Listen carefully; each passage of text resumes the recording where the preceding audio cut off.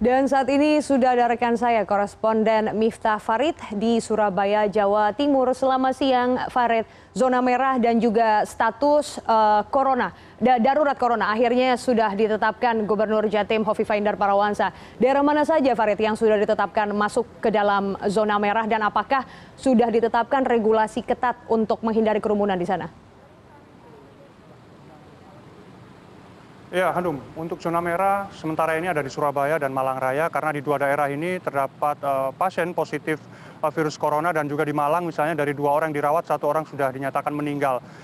Kalau kemudian kita lihat dari data, ini memang cukup mengejutkan karena dalam 2 hari ada lonjakan yang cukup luar biasa dari angka 91 misalnya untuk ODP melonjak menjadi lebih dari 600. Kemudian ada PDP yang juga melonjak 2 kali lipat dari 36 menjadi lebih dari 70. Artinya ada keterlambatan sebenarnya, Hanum, dalam proses penanganan coronavirus atau COVID-19 di Jawa Timur ini. Misalnya pada tanggal 14 Maret yang lalu, Gubernur Jawa Timur Hovifah Indar Parawansa dalam jumpa persnya di Rumah Sakit Pendidikan Unair menyatakan bahwa Surabaya atau Jawa Timur secara keseluruhan tidak perlu terlalu khawatir karena sampai pada tanggal itu belum ditemukan kasus positif COVID-19 sehingga tidak perlu ada penutupan sekolah, tidak perlu ada penutupan lokasi wisata. Namun kemudian tidak berselang lama, hanya kurang dari 1 minggu, kemudian semuanya berubah dan hanya dalam 2 hari belakangan ada lonjakan yang cukup luar biasa, misalnya yang dinyatakan positif di Surabaya misalnya naik 2 kali lipat. Artinya ada keterlambatan penanganan di tingkat provinsi untuk mendeteksi dan ini kemudian orang akan memandang ini bahwa Jawa Timur relatif lebih banyak menunggu sehingga tidak ada antisipasi. Kemudian ketika ini banyak sekali daerah yang tercatat ada ODP dan PDP-nya, baru kemudian pemerintah Provinsi Jawa Timur menetapkan sebagai KLB atau kondisi luar biasa. Dan hal yang dikritik lagi oleh beberapa kalangan adalah tidak adanya komunikasi yang baik antara pemerintah Provinsi Jawa Timur dan juga kota-kota kabupaten. Tidak ada standar pelayanan yang sama. Misalnya di Surabaya untuk ODP itu sudah digratiskan proses pemeriksaannya dan ini berbeda dengan kabupaten kota yang lain. Ada juga misalnya mulai beberapa hari belakangan pemerintah kota Surabaya melakukan sterilisasi di wilayah kota, kemudian di area-area publik dan di jalan, kemudian di kampung-kampung sudah disemprot disinfektan dan ini juga tidak diikuti oleh banyak sekali kabupaten kota yang lain sehingga kalau dilihat meskipun kita tidak menggunakan sistem lockdown, artinya pola sebaran masyarakat atau mobilitas masyarakat dari kota, kabupaten yang lain ini masih cukup tinggi sehingga kalau kemudian Surabaya sudah melakukan sterilisasi dan di kota lain tidak juga melakukan hal yang sama, ini maka akan ada hal dalam kondisi tertentu ini bisa sangat membahayakan baik warga Surabaya maupun kota kabupaten yang lain yang ada di Surabaya, Hanum. Dan hari ini memang ada sedikit harapan baik dari warga Surabaya, kemudian karena Ibu Wali Kota Tri Risma hari ini menggandeng salah satu kampus yang ada di Surabaya untuk membuat seperti tunnel atau box yang berisi cairan disinfektan. Kita belum tahu kapan ini akan di-launching secara resmi di ruang-ruang publik. Yang jelas ini masih prototipe, kita masih menunggu kapan ini akan ditempatkan dan bisa efektif operasional. Tapi ini menjadi harapan baik bagi kita untuk melihat bagaimana kemudian proses sebuah kota itu menjaga betul warganya sehingga meminimalisir segala peluang untuk terinfeksi atau penularan yang ada di kota tersebut. Nah, saya bersama Bapak Tri Arif ya, Bapak Tri Arif dari Rektor ITT Telkom Surabaya. Ya, Pak bisa dijelaskan. Di sini saya lihat ada 2 kotak ya. Nah, ini kotak apa Pak bedanya 2 ini antara yang kotak terbuka ini dan kotak yang tertutup ini Pak? Iya. Jadi kalau yang terbuka ini kita namakan tunnel atau lorong ya. Bedanya sebenarnya hanya di spuyurnya. Kalau yang di sini ini pakai spuyer, jadi desinfektannya nanti akan disedot pakai motor langsung disemprotkan. Ada beberapa titik spuyernya. Kalau yang di sana chamber, ruangan. Ruangan ini nanti akan keluar uapnya. Nah, uapnya dari cairan akan menjadi uap kemudian disemburkan ke dalam chamber. Ya. Pak, sampai hari ini apa Pak kendalanya alat ini supaya bisa digunakan di ruang-ruang publik? Sampai hari ini apa nih Pak?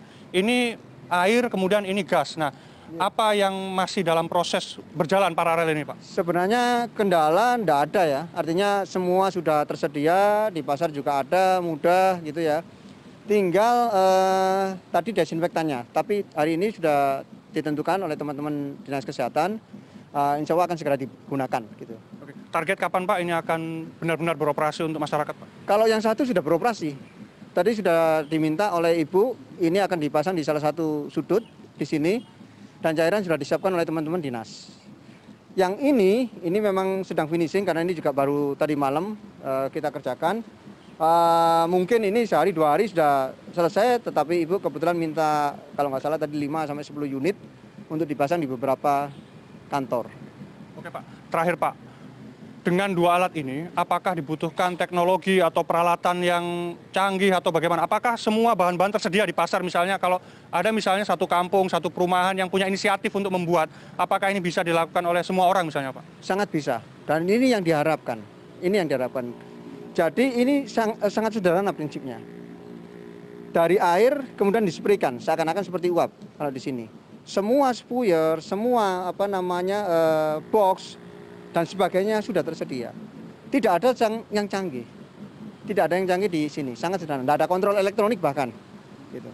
Kalau misalkan ada kelompok masyarakat mau datang, mau membuat ini dan berkonsultasi ke ITT Telkom, bagaimana Pak? Monggo, sangat terbuka kita. Kemarin ada teman-teman media juga yang sudah share, kemudian ada beberapa yang datang ke kami, mungkin 3-4 ini dari dari teman-teman pengen lihat, kita buka, kita tunjukkan di mana belinya dan sebagainya. Kemudian prinsipnya yang penting, jadi tidak harus menggunakan yang seperti ini atau seperti uap yang model seperti ini, karena di pasaran juga banyak.